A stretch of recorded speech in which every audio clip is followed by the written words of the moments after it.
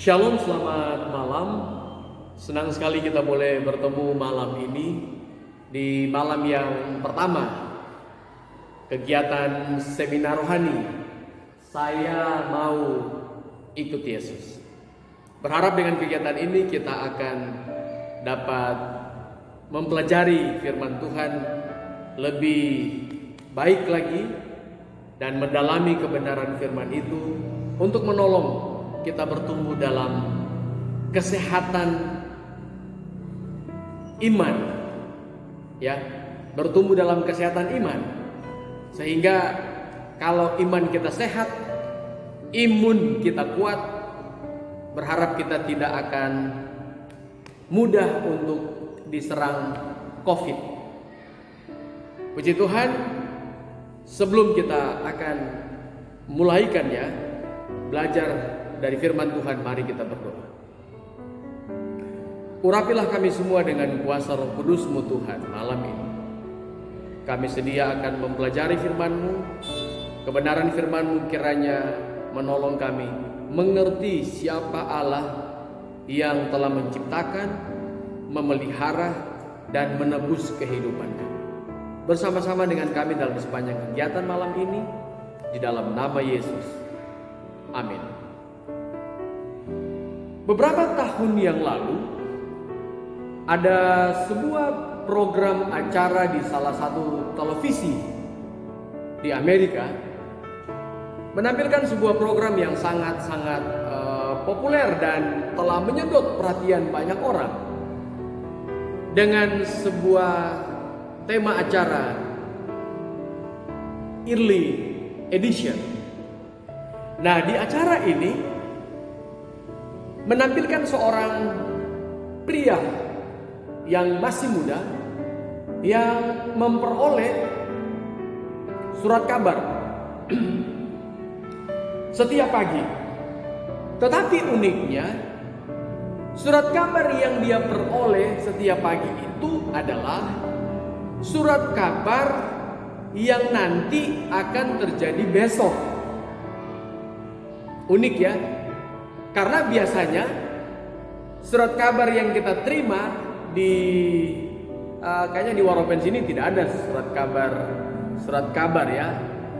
Tapi kalau ada Anda di Jayapura atau mungkin di seputar Abepura, Sentani, nggak tahu Serui atau Biak atau Nabire, biasanya surat kabar itu selalu isinya yang kita dapat di pagi hari atau kita beli atau kita berlangganan, isinya berita kemarin, ya kan?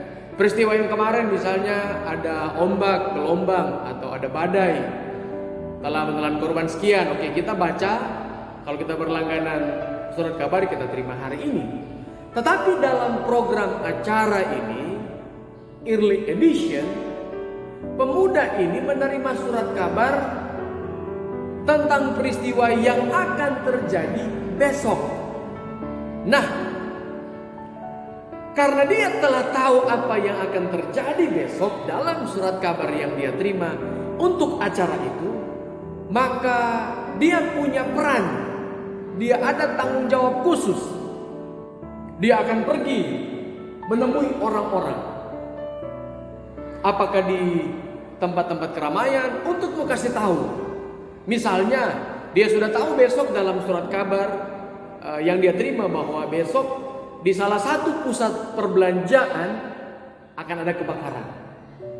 Jadi dia akan pergi mengunjungi dari rumah ke rumah untuk kasih tahu bahwa jangan pergi ke pusat perbelanjaan A misalnya, karena besok akan terjadi kebakaran. Tujuannya adalah jelas tentunya, supaya tidak akan ada orang, atau paling sedikit kalaupun dia dapat usahakan adalah mengurangi orang yang akan terjebak dalam kebakaran di salah satu pusat perbelanjaan tersebut. Saudara, Early Edition ini hanya sebuah program acara di salah satu televisi. Dia mendapatkan surat kabar itu, berita yang akan terjadi besok.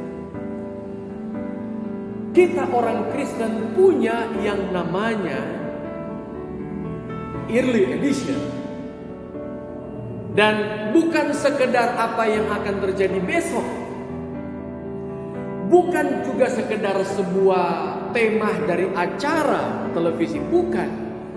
Tetapi ini adalah kerinduan dari seseorang, oknum yang maha tahu, oknum yang maha hadir, oknum yang maha kuasa. Itulah Allah. Firman Tuhan ini menjadi sebuah kabar early edition. Oleh karena kebenaran firman Tuhan ini mengisi 3 bentuk waktu yang kita jalani selama kita ada di dunia. Kebenaran firman Tuhan ini bicara tentang masa lalu. Tetapi kebenaran ini juga sangat relevan dengan kondisi kita saat ini. Tetapi teristimewa, kebenaran firman Tuhan ini pula disebut early edition oleh karena dia akan berbicara tentang waktu yang akan datang, esok, yang kita tidak ada di sana. Saudara, wilayah yang perlu kita banggakan atau wilayah waktu yang menjadi bagian kita adalah bukan kemarin, bukan esok, tetapi hari ini. Kita hanya diberikan hari ini. Setiap hari kita hanya diberikan hari ini. Hari di mana kita masih bernafas. Kemarin, yes, itu sudah lewat. Kita tidak tinggal di hari kemarin. Kita ada hari. Kita juga tidak hidup di hari esok. Kita nggak tahu apa yang terjadi besok. Yang ada kita hari ini. Tetapi Allah melalui early edition-nya, dia tidak dibatasi oleh waktu. Kenapa? Oleh karena dia maha hadir, dia maha tahu, dan dia maha kuasa. Dia tidak dibatasi oleh ruang dan waktu. Bagi Allah tidak ada kemarin. Bagi Allah tidak ada hari esok. Bagi Allah di 3 waktu ini, seperti halnya hari ini juga, dia melihat segalanya. Ibarat seorang pemain keyboard. Seorang yang tahu bermain keyboard, ketika dia duduk menghadap keyboardnya atau piano, dia tahu semua apa yang dia harus lakukan. Itulah Allah kita. Dia dalam kematahuannya memberikan firman Tuhan ini sebagai early edition. Kenapa dia harus berikan hal ini? Oleh karena dia tuh maha tahu. Dia tahu apa yang akan terjadi besok. Dia tuangkan isi pikirannya ke dalam firman ini. Sehingga jika katong belajar, katong baca, mari orang baca itu dengan sungguh-sungguh. Karena apa yang tercantum di dalam isi firman ini adalah sebuah kabar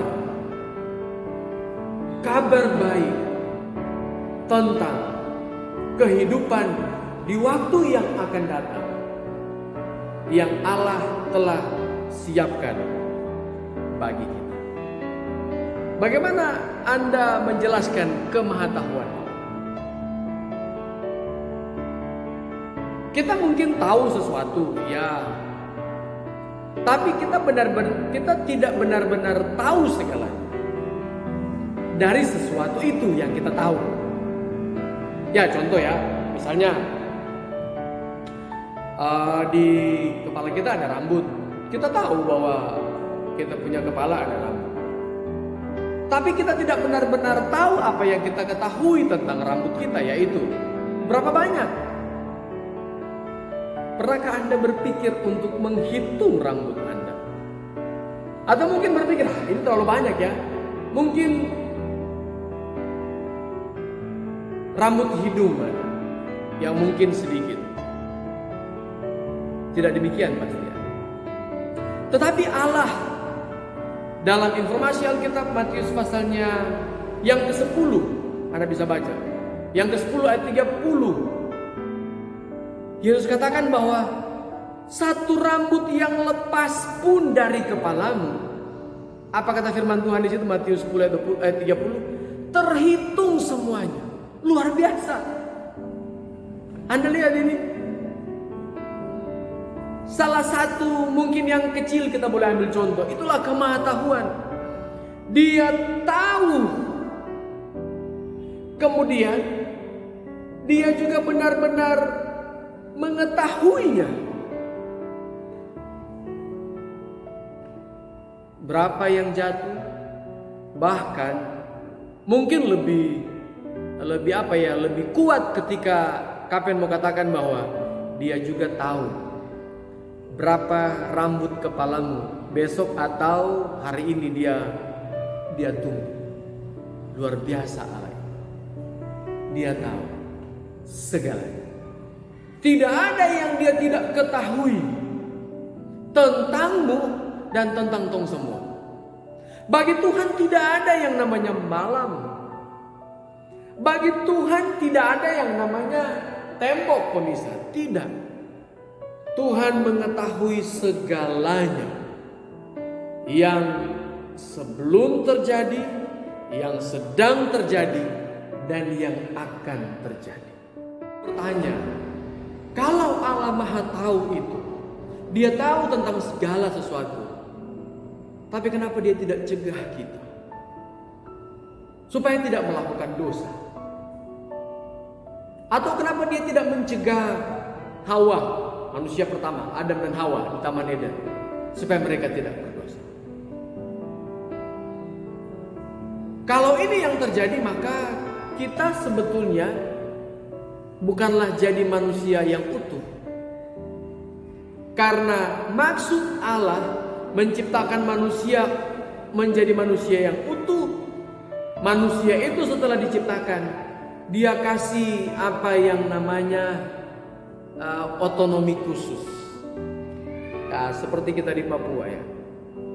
Kita diberikan otonomi khusus.